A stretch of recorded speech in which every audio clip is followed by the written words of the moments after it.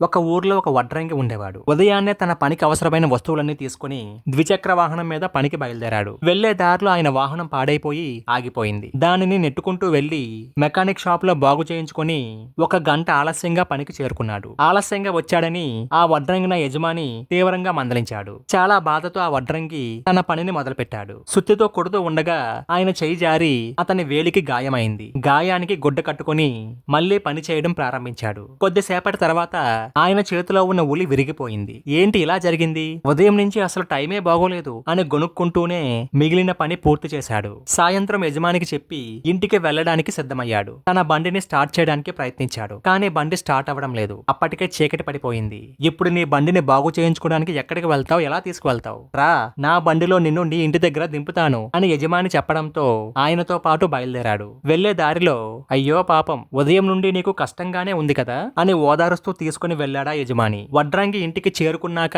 దాహంగా ఉంది, కొంచెం నీళ్లు తీసుకునిరా అని యజమాని అడిగాడు. అప్పుడు ఆ వడ్రంగి ఇంట్లోకి రండి అని యజమాని ఆహ్వానించాడు. యజమాని సరేనని ఇంటి లోపలికి వెళ్ళాడు. అయితే ఇంటి లోపలికి వెళ్లే ముందు ఆ వడ్రంగి ఇంటి ముందున్న చెట్టు మీద కొద్దిసేపు చెయ్యి వేసి ఆగి ఆ తర్వాత లోపలికి వెళ్ళాడు. అది చూసిన యజమానికి ఏమీ అర్థం కాలేదు. వడ్రంగి లోపలికి వెళ్ళగానే ఆయన పిల్లవాడు పరిగెత్తుకుంటూ వచ్చాడు. వాణ్ణి ఎత్తుకొని ముద్దాడి తన భార్యని చిరునవ్వుతో పలకరించి తన యజమానికి పరిచయం చేసి తాగేందుకు నీళ్లు తీసుకుని రమ్మని చెప్పాడు. ఉదయం నుండి జరిగిన ఎలాంటి సమస్యను గుర్తు చేసుకోకుండా ఈ వడ్రంగి ఇంత సంతోషంగా ఎలా ఉండగలుగుతున్నాడు అని యజమాని ఆశ్చర్యపోయాడు. నీళ్లు తాగిన యజమాని బయలుదేరడానికి సిద్ధమయ్యి ఇంటి బయటకు రాగానే ఆ వడ్రంగితో ఈ చెట్టును ముట్టుకుని లోపలికి వెళ్లిన తరువాత ఉదయం నుండి జరిగిన దేని గురించి చింతించకుండా నువ్వు ఎంత సంతోషంగా ఎలా ఉండగలిగావు అని అడుగుతాడు. అప్పుడు ఆ వడ్రంగి ఓహో అదా, ఇది నా బరువు మోసే చెట్టు. ప్రతిరోజు నేను పని ముగించుకుని ఇంటికి వచ్చిన తరువాత ఈ చెట్టును తాకి నా భారాన్నంతా ఇక్కడే దించి లోపలికి వెళ్తాను. పని చేసే చోట బోలెడని సమస్యలు ఉంటాయి. వాటిని ఇంట్లోకి తీసుకుని వెళ్ళకూడదు. ఉదయం బండి పాడైనందుకు,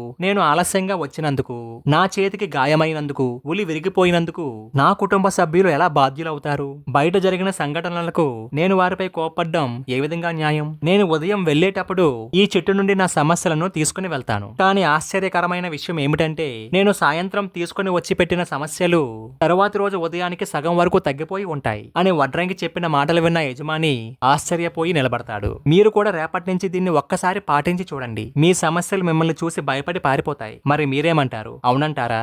కాదంటారా? మీ అభిప్రాయాన్ని కామెంట్లో తెలియజేయండి.